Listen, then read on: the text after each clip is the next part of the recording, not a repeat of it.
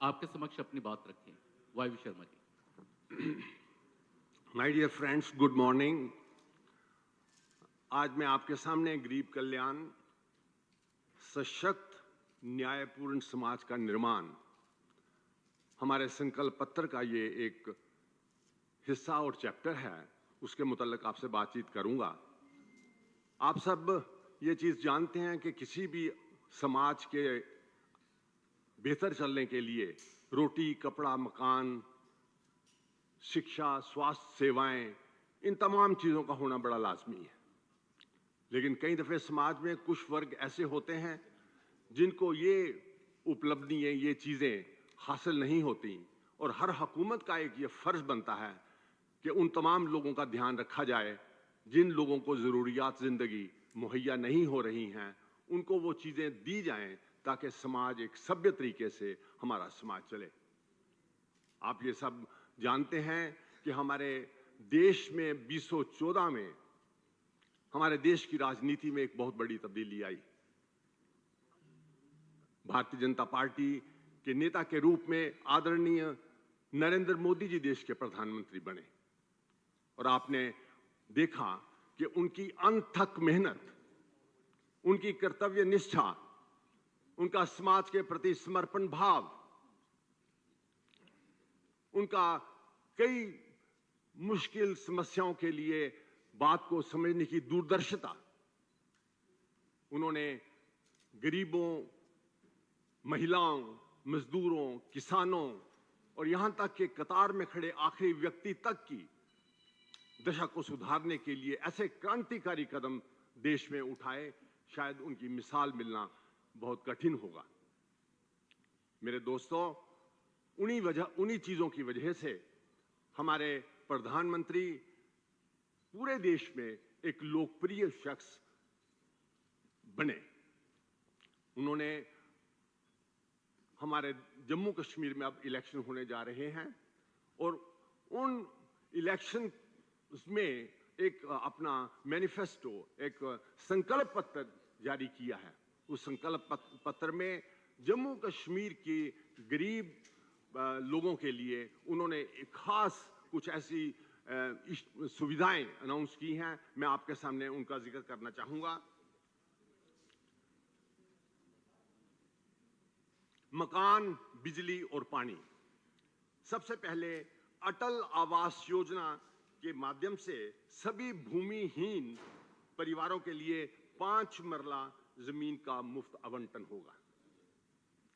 सभी निवासियों के लिए ऐसी कॉलोनीज बनाई जाएंगी गरीब लोगों के लिए, जहां पे स्कूलों, स्वास्थ्य केंद्रों, सार्वजनिक परिवहन, वहां पे ट्रांसपोर्ट सिस्टम होंगे, जैसी सेवाओं के साथ आवासीय कॉलोनियों का विकास किया जाएगा।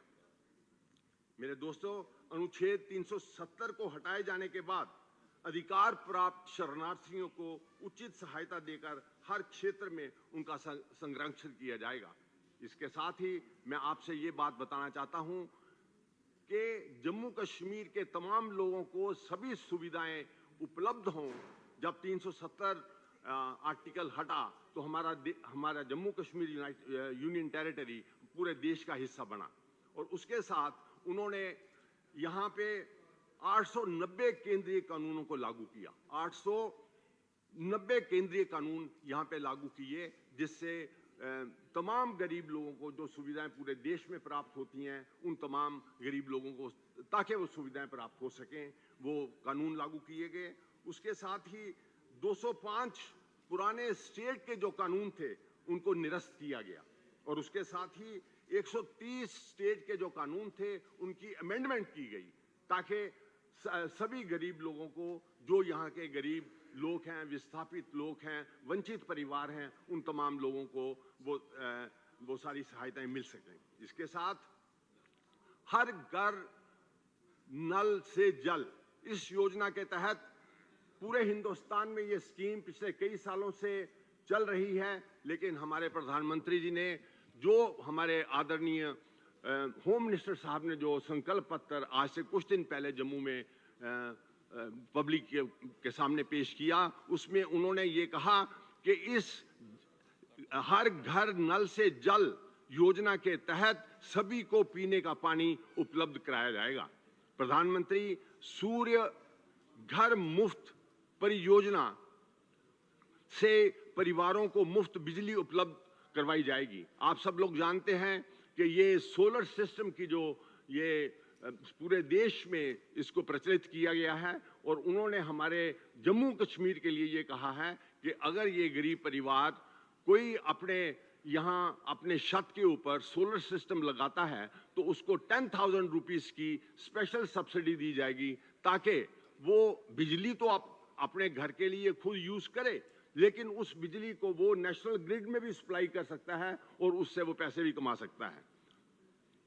बिजली और पानी के बकाया जो बिल हैं, हमारे जम्मू कश्मीर में ये एक बहुत बड़ा इशू पिछले दिनों में बना कि लोगों ने ये कहा कि बिजली और पानी के बिलों के मुताल्लिक उन्होंने बातें कहीं और हमारे होम मिनिस्टर साहब ने जब ये संकल्प पत्र इशू किया तो उसमें एक प्रावधान ये है कि बिजली और पानी के बकाया बिलों के लिए उनके समाधान के लिए एक स्पेशल स्कीम लागू की जाएगी, ताकि जिन लोगों की जिनको परेशानी है अपना बिल देने के लिए उनको माफ किया जाएगा या उसमें अमाउंट को कम किया जाएगा। विस्थापित लोगों के उनके पुनर्वास के लिए प्राथमिकता के आधार पर प्रायोरिटी बेसिस उनके केसेस को सेटल किया जाएगा। ग्रामीण आवास को बढ़ावा देने के लिए सब्सिडी और तकनीकी सहायता प्रदान की जाएगी। उसके साथ ही जो कम आय वाले परिवार हैं, यहाँ अकेली महिलाएं हैं, बुजुर्ग और दिव्यांग व्यक्तियों के लिए और कमजोर व्यक्तियों के लिए विशेष आवासीय नीतियां बनाई जाएंगी। कहने का मतलब ये है कि अगर आप इस बात को ध्यान से सुने और इसमें जितने भी वो गरीब लोग हैं, वंचित परिवार हैं, उन तमाम लोगों के लिए आवास बनाने का पूरा प्रावधान हमारे संकल्प पत्र में दिया गया है।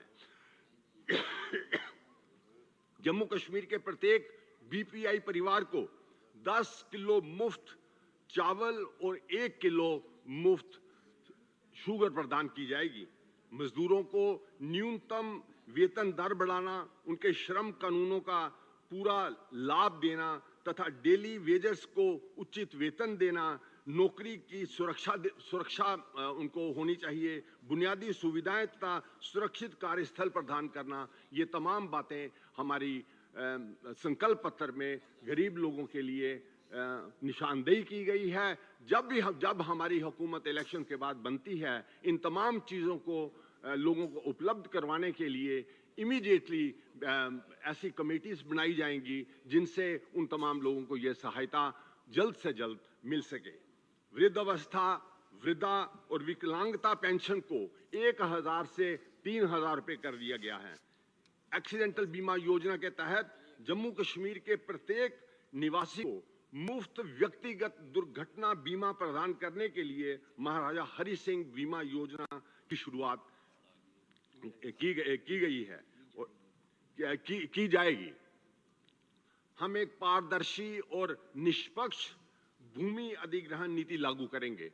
उसका मतलब ये है कि अगर हम लोगों से कोई जमीन हासिल करते हैं, उनको प्रॉपर मुआवजा दिया जाएगा, उनके परिवार के लोगों को नौकरी दी जा सकती है। कहने का मतलब इस तमाम बातों से यह निकलता है कि जो ये संकल्प पत्र है, इसमें गरीब और वंचित परिवारों का खास ध्यान रखा गया है ताकि वो अपनी जिंदगी को अच्छे ढंग से लीड कर सकें। इसके साथ ही अनुसूचित जाति और अनुसूचित जनजाति से जुड़े मामलों को संभालने के लिए समर्पित फास्ट ट्रैक अदालतों के साथ SC, ST अत्याचार निवारण अधिनियम के कड़े कार्यान्वयन को सुनिश्चित करेंगे ताकि उनको किसी किस्म की तकलीफ ना रहे। उसके लिए स्पेशल सेल्स बनाए जाएंगे ताकि अनुसूचित जाति और अनुसूचित जनजाति के जो मसले हैं उनको हल किया जाए। इन्हीं अल्फाज के साथ थैंक यू वेरी मच। आपका कोई क्वेश्चन हो तो we are here to answer it. Thank you.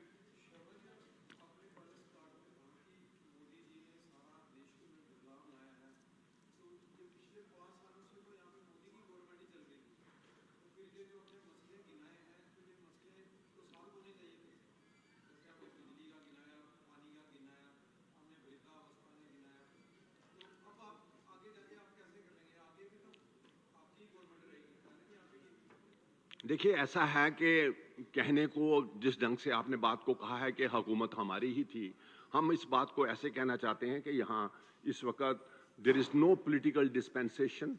Political dispensation का एक अपना तरीकाकार होता है, उनके अपने मिनिस्टर्स होते हैं, डिपार्टमेंट्स उस तरीके से डिवाइडेड होते हैं, मिनिस्टर्स की एक रिस्पॉन्सिबिलिटी बनती है।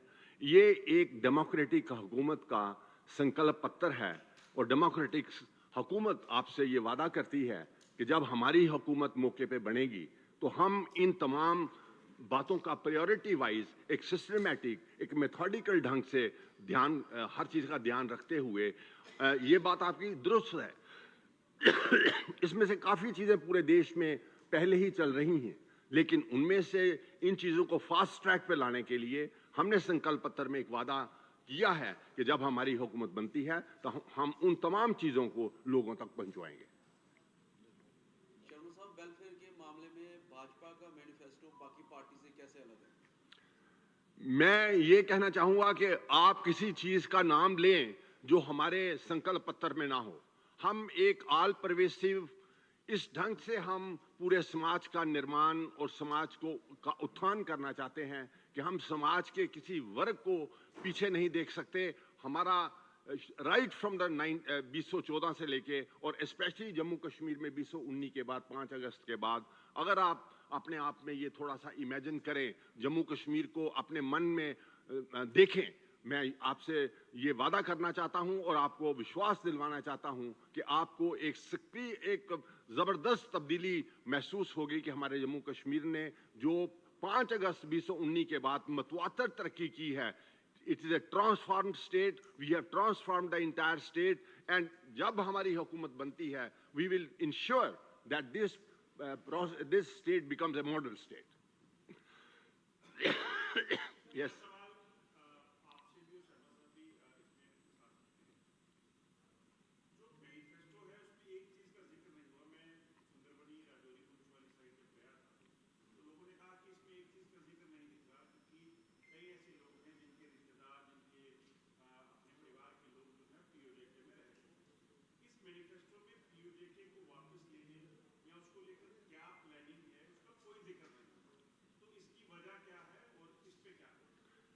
पहली बात तो ये कि आज हम स्पेसिफिकली एक ख़ास पहलू पे बात कर रहे थे, हम गरीब कल्याण के मुतल्लक बात कर रहे थे। आपका क्वेश्चन थोड़ा सा उससे इस ढंग से हटके है कि पीओजेके के मुतल्लक हमारी हुकूमत का ये एक लोगों के साथ डायरेक्ट एक वादा है कि वो हिस्सा, that part is our part, and in the due course of time we are going to have that part with us। और हमारे डिफेंस मिनिस्टर आज से कुछ दिन पहले हमारे यहाँ जम्मू कश्मीर में ही आए थे और उन्होंने यहाँ तक कह दिया कि वहाँ के लोगों को अपनी इच्छा व्यक्त करनी चाहिए कि हम इतनी तकलीफ में यहाँ इस इलाके में नहीं रह सकते, हम तो भारतवर्ष में जाना।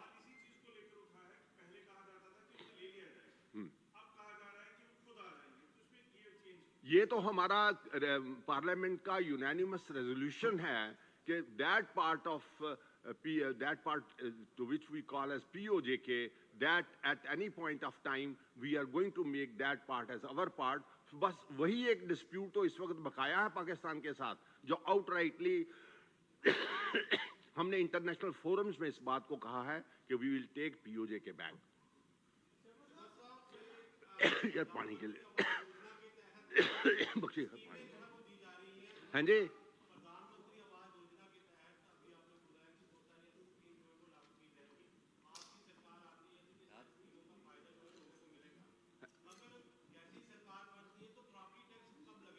एक प्रॉपर्टी टैक्स तो हमने इसको ऑन द होल अपोज किया गया।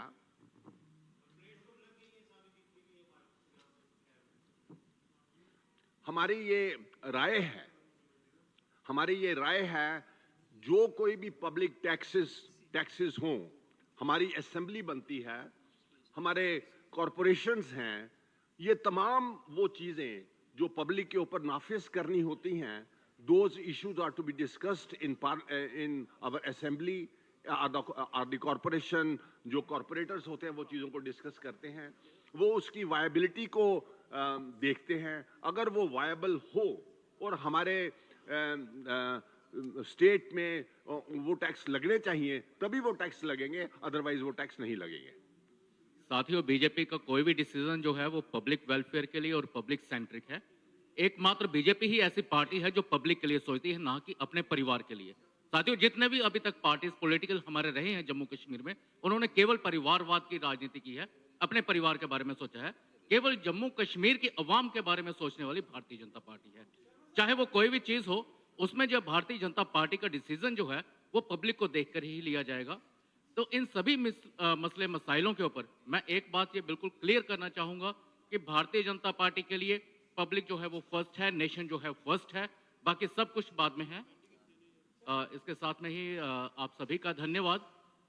तो साथियों, चाय